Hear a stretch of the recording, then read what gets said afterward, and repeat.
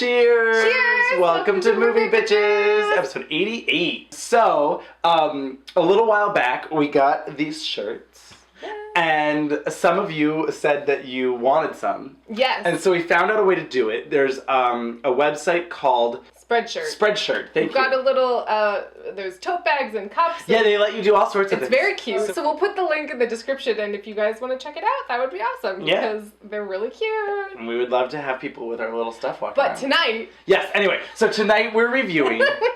We're just getting... I got really excited. This movie got me in the mood for entrepreneurial, Yeah. Oh, let's get shut it together. up. Oh my god. So tonight we're reviewing The Boss.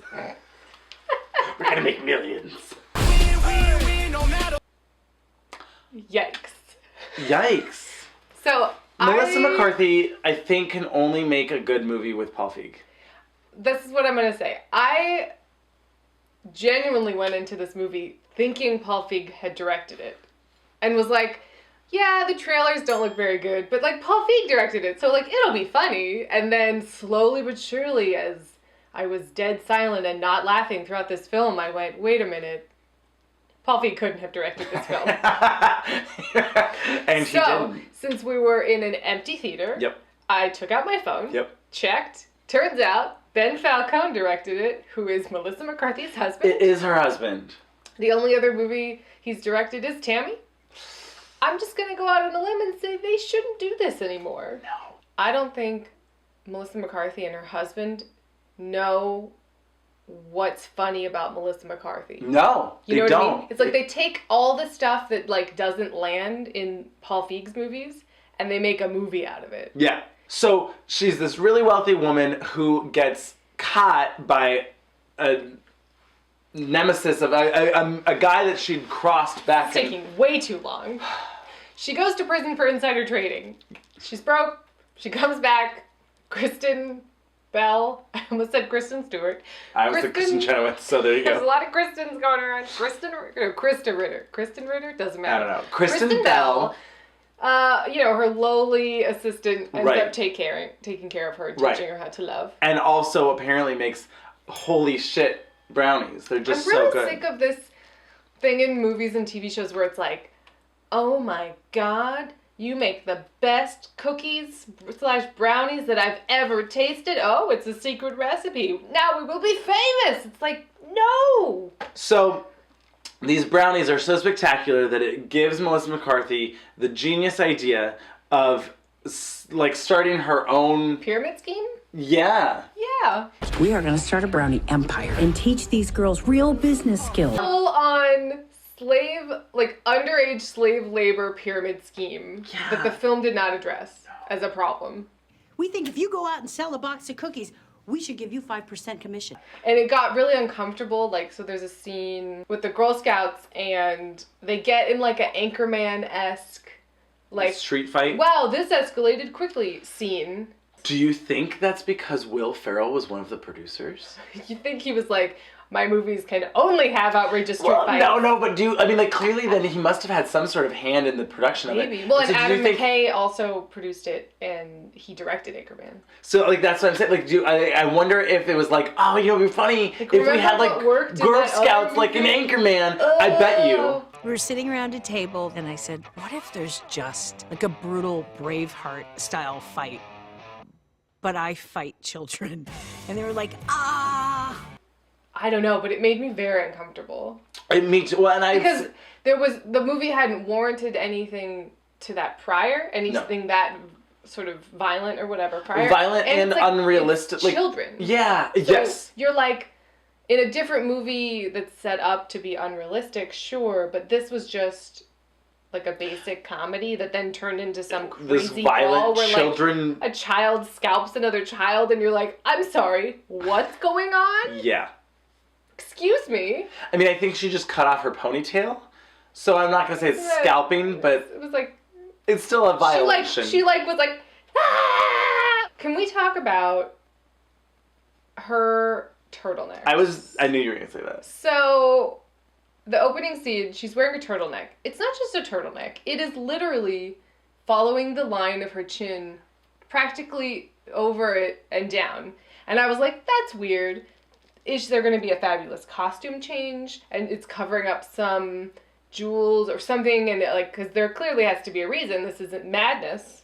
It's madness. This is madness. I think they thought it was funny that they're like, oh, she always wears like a turtleneck up to here. Because that's like literally almost all she wears. That is all she wears. Oh, was it? Okay. I do not understand what that choice was. I couldn't tell you. I don't know. There's a character named Tito who, thank God, leaves the film 15 minutes in. Awful. He's her limo driver who just repeats back everything she says. But in like a positive... In like a deep... Like, yeah, that's right. And she's hungry. You're a little hangry, Claire. I'm not hangry, Tito. Hungry and angry? You're hangry, Claire. Why was he in the movie? I don't know. What happened? I don't know. So then, Peter Dinklage is the villain? Yeah. I mean, I would argue that Melissa McCarthy is the villain of this film. Just gonna say it.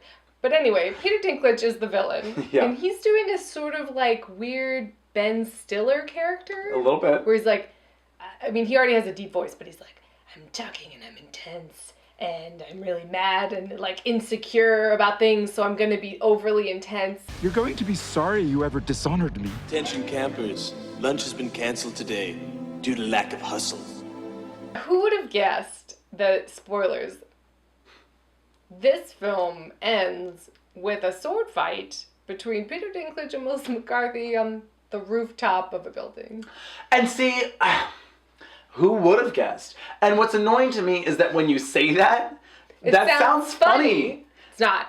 It's not funny though. Because like also like the funniest lines to me were these tiny little underplayed lines. If a scene was ever like just getting boring, they would just insert a like ridiculous, stupid, over the top physical comedy sort of thing. Yes. And it was just like, but it kept doing it. It did, and I agree. Every time it was not funny. Not funny, and then less funny because it kept happening. Because it was exactly. It's like we already tried this, it didn't work. I didn't understand her character at all. No. Like, so she's an orphan. Presumably, she grew up poor and had to work her way up in some way. Right. But then she keeps saying things like, Look at that. A bed and a sofa. like she's never even heard of this concept. And then she goes, "Oh, I found something in your kitchen. It's called a Dorito." And I'm like, huh? How is that ring true to any sort of character that you've... I'm glad you picked up on that too, because I had the same thoughts. I was like, what okay. She seemingly was acting like Shelley Long in True Beverly Hills, right?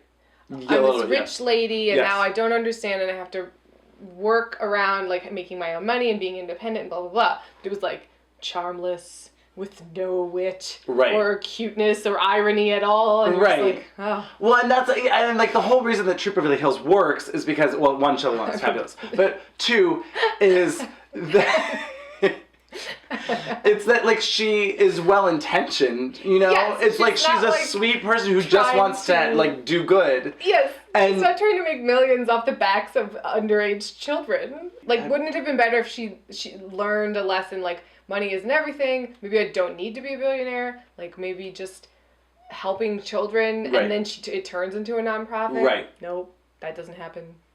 She just really wants that fucking money. Yeah. Give me the cash. So the girl wasn't terrible. The kid? Yeah. No, she was fine. I mean, I know you always hate kids. Not always, but like... I hate kids in action movies. Right. When they fall down right when you're going to escape, and then you all die because the kid's being dumb. Right. That's what I don't like. Right. Kids in comedies, whatever, it's fine. Sure. But when there's stakes involved. I'm right. No, you gotta get it together, kid. Yeah. No, she was pretty good. Yeah. And I think she actually brought some much needed life to it.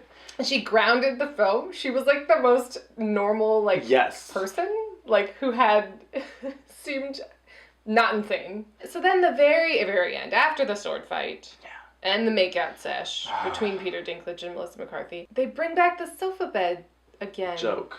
Because it was so funny the first time. It felt like a really bad Adam Sandler movie or something. You know what? It did. Like... And it was the same sort of offensiveness where it was like, they decided that one girl in the Girl Scout troop was a lesbian. Like, it was just like, and you're a lesbian. And so then it's like this whole, like, really offensive to me lesbian joke about, like, oh, well, you might try it in college, and, like, you probably should have tried it, and, like... What's girl on girl stuff? Something you're gonna dabble with in college, but not stick with, you know? Don't tell her. Unless you're Hannah. I think it's gonna fit you like a glove. Are we still telling the you're gonna... about one time in college joke about lesbians? Is that still No, it's not funny. And like, and no, I mean, well, I was gonna say no one in the theater laughed. There was no one else in the theater. It was the two of us. I just mean, like, the joke is so, aside from it being offensive, that joke is just so tired. It is an Adam Sandler joke. Oh, absolutely. You know what? You are right. And the this sofa movie is an Adam Sandler movie. Yeah. Straight up, though. Yeah. It's crazy. Yeah. It's like Rob Schneider had shown up and Dave Oh my God. Spade and just been like, hey, what's up? Exactly. Yeah. It's not good. No. Like, it was very unfair. Go watch Troop Beverly Hills. I mean, but seriously? Oh, I love that movie. Get some Troop Beverly Hills, some Big Business, double feature, maybe throw like Baby Boom in there. Like, yes, just power suits, big hair, all of it. It really frosts my cookies.